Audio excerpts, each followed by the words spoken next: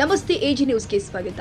ಚಿಕ್ಕೋಡಿ ತಾಲೂಕಿನ ಸದಲಗ ಪಟ್ಟಣದ ಜನ ಕಳೆದ 10 ವರ್ಷಗಳಿಂದ ಶುದ್ಧ ಕುಡಿಯುವ ನೀರಿನ ಸಮಸ್ಯೆಯಿಂದ ಬಳಲ್ತಾ ಇದ್ದು, ಪುರಸಭೆಯ ನಿರ್ಲಕ್ಷ್ಯದಿಂದಾಗಿ ಲಕ್ಷಾಂತರ ರೂಪಾಯಿ ವೆಚ್ಚದಲ್ಲಿ ನಿರ್ಮಿಸಲಾದ ಶುದ್ಧ ಜಲ ಘಟಕಗಳು ಹಾಳಾಗಿದೆ ಅಂತ ಕರ್ನಾಟಕ ರಕ್ಷಣಾ ವೇದಿಕೆ ಆರೋಪಿಸಿದೆ.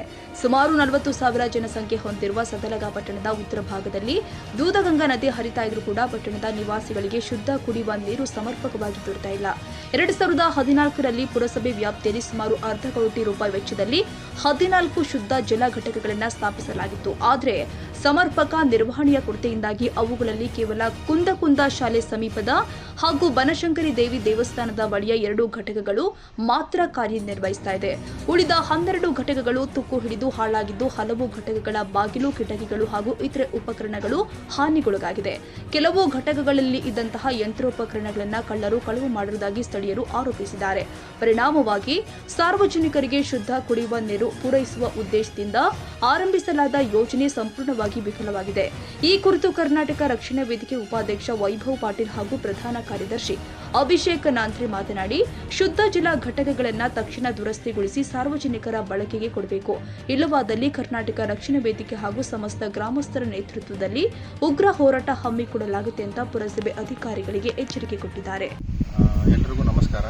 ನನ್ನ ಹೆಸರು ಅಭಿಷೇಕ್ ನಾಂದ್ರೆ, ಸದಲಗ ಕರ್ನಾಟಕ ರಕ್ಷಣಾ ವೇದಿಕೆ ಪ್ರಧಾನ ಕಾರ್ಯದರ್ಶಿಗಳು.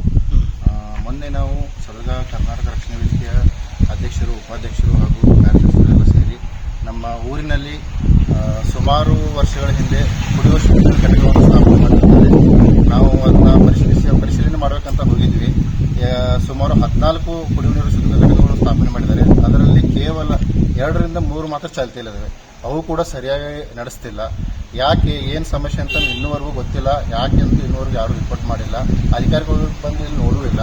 ಇಲ್ಲಿ ನೋಡಬಹುದು, ಒಂದು ಸಾಮಗ್ರಿ ಕೆಲವೊಬ್ಬರು ಕಳ್ಳತನ ತಗೊಂಡು ಮಾಡ್ಕೊಂಡು ಹೋಗಿದ್ದಾರೆ. ಅದನ್ನು ಕೂಡ ಅಧಿಕಾರಿಗಳು ಗಮನ ಹರಿಸಿಲ್ಲ. ನಮ್ಮ ಸ್ಥಳಗಳಲ್ಲಿ ಈಗಂತೂ ಕುಡಿಯುವ ನೀರು ಸಮಸ್ಯೆ ತುಂಬ ಆಗಿದೆ. ಇಷ್ಟು ನದಿ ಪಕ್ಕ ಇದ್ದು ನಮ್ಮ ಊರಿನಲ್ಲಿ ಈ ಥರ ನೀರಿನ ಸಮಸ್ಯೆ ಆಗ್ತಿದೆ ಅಂದರೆ ನಮಗೆ ಇದು ನಿಜಕ್ಕೂ ಸದಲಗದಲ್ಲಿ ಅಪಮಾನಕರ ಸಂಗತಿ ಆಗಿದೆ. ಅಧಿಕಾರಿಗಳು ಕೂಡಲೇ ಇದನ್ನು ಗಮನ ಹರಿಸಬೇಕು. ಅದನ್ನು ಸರಿಯಾಗಿ ಮಾಡಬೇಕು. ಇಲ್ಲದ್ರೆ ಇದನ್ನು ತಗೊಂಡು ಹೋಗಬೇಕು, ಇದನ್ನು ಕ್ಲೋಸ್ ಮಾಡಬೇಕು, ಯಾವುದಾದ್ರು ಮಾಡಬೇಕಿತ್ತು. ಅಧಿಕಾರಿಗಳು, ಸಂಬಂಧಪಟ್ಟ ಅಧಿಕಾರಿಗಳು ನೋಡಿ ಇದಕ್ಕೆ ಸಮಸ್ಯೆ ಬಗೆಹರಿಸಲಿಲ್ಲ ಅಂದರೆ ಕರ್ನಾಟಕ ಸದಲಗ ರಕ್ಷಣಾ ವೇದಿಕೆ ಘಟಕರು, ಸಾರ್ವಜನಿಕರು ಮತ್ತು ರೈತರು ಸೇರಿ ಪುರಸಭೆ ಮುಂದೆ ಉಗ್ರವಾದ ಹೋರಾಟ ಮಾಡುತ್ತೇವೆ. ಎಲ್ಲರಿಗೂ ನಮಸ್ಕಾರ. ನಾನು ವೈಭವ್ ಪಾಟೀಲ್, ಕರ್ನಾಟಕ ರಕ್ಷಣಾ ವೇದಿಕೆ ಉಪಾಧ್ಯಕ್ಷ, ಸದಲಗ ಘಟಕ. ಇಲ್ಲಿ ಸದಲಗದಲ್ಲಿ 2013-14ರಿಂದ ಪ್ರತಿ ವರ್ಷ ಒಂದೆರಡು ಈ ಶುದ್ಧ ಕುಡಿಯುವ ನೀರು ಘಟಕಗಳು ಪುರಸಭೆ ವತಿಯಿಂದ ಸ್ಥಾಪನೆ ಮಾಡಿದ್ದಾರೆ. ಬಟ್ ಹತ್ರ ಇನ್ನೂ ತನ ಒಂದು ಮೇಂಟೆನೆನ್ಸ್ ಮಾಡಿಲ್ಲ.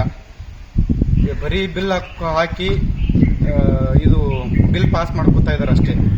ಇದಕ್ಕೆ ಯಾವ ಅಧಿಕಾರಿಗಳು ಸಂಬಂಧನೇ ಇಲ್ಲ ಅಂತ ಅವರು ವರ್ತನೆ ಮಾಡ್ತಾ ಇದ್ದಾರೆ.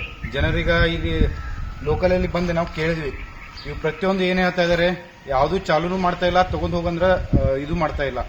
ಇದಕ್ಕೆ ಕರೆಕ್ಟಾಗಿ ಪುರಸಭೆ ಅಧಿಕಾರಿಗಳು ಸ್ಪಂದನೆ ಮಾಡಬೇಕು ಅಂತ ನಾವು ಮನವಿ ಮಾಡ್ಕೋತೀವಿ. ಇಲ್ಲ ಆದರೆ ಪುರಸಭೆ ಎದುರುಗಡೆ ಉಗ್ರ ಹೋರಾಟ ಮಾಡಬೇಕಾಗುತ್ತೆ. ಮಹಾವೀರ ಚಿಂಚಣೆ, ನಿಪ್ಪಾಣಿ, TV20 ಕನ್ನಡ.